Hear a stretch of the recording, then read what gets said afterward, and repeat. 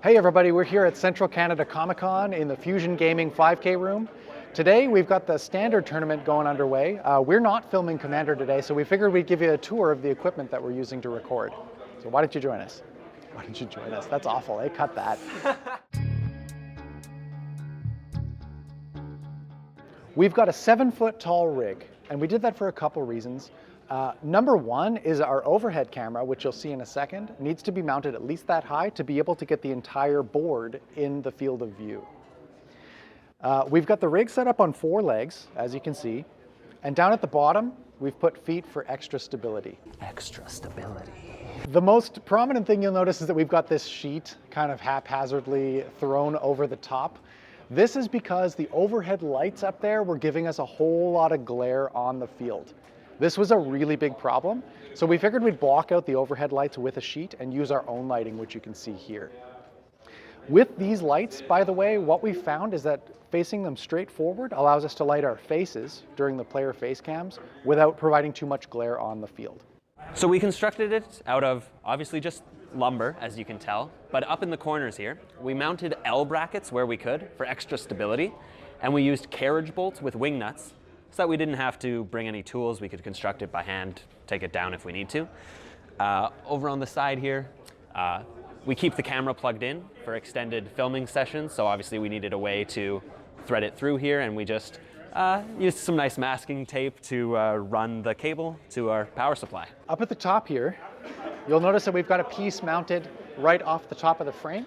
This is where we mount our camera. You can't see it in this shot because we're actually using it to film this little segment here. But what we've got right here is a 1/4 20 bolt. This threads into the bottom of most cameras, and we also use these for the webcam. We just used a little piece of paper as a spacer because the bolt was a little bit too long.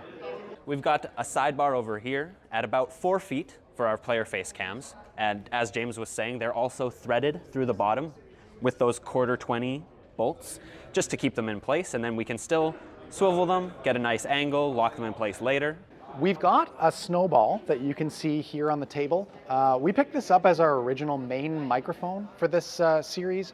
You probably heard it in the first couple episodes. We found that it was giving us a lot of echoes because it is an omnidirectional mic, and we didn't have a lot of soundproofing in the room that we were doing. So what we ended up doing was we went with these lavalier mics. You can see I'm wearing one right now. I probably shouldn't have done that because now it's going to be terrible audio, but don't cut any of that. Let's keep that in. So we've got these lavalier mics. These are really great because they allow us to turn the volume way down on the audio so that hopefully you can only hear my voice and not everything that's going on around me, like what we've got in the room here. The other great part is they hook into our phones. So what we're doing is we are using an app. We're using an app called HiQ. It's a paid app on the Android store, and it'll actually upload our audio in real time to our Google Drive, so we don't have to worry about having it on board on our phones. The other main draw to the lavalier mics running to our phones is, like he said, they upload directly to our Google Drive. Currently, we're limited to the 2 face cams due to bandwidth and power supply issues with running it off the laptop. They're just obviously webcams plugged in by USB, so we're having trouble getting quality audio from more than 2 angles when we're running it through to the laptop.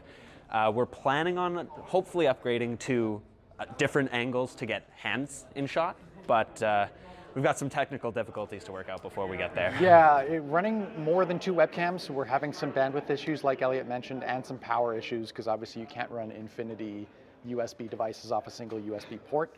So once we get that worked out, we're really hoping to get the hand cams maybe at the beginning of season 2 if we can get it worked out. The other thing you'll see underneath the table, we've got another extension cord running down there. Because we do have to use our phones to record, just so that our phones don't die, we have to have our cell phones plugged in underneath. And that's it for our behind the scenes look at our filming rig here at Central Canada Comic Con. Huge thanks to Fusion Gaming. Go check them out, fusiongamingonline.com, as well as themanabase.com, for letting us use this space to record this weekend.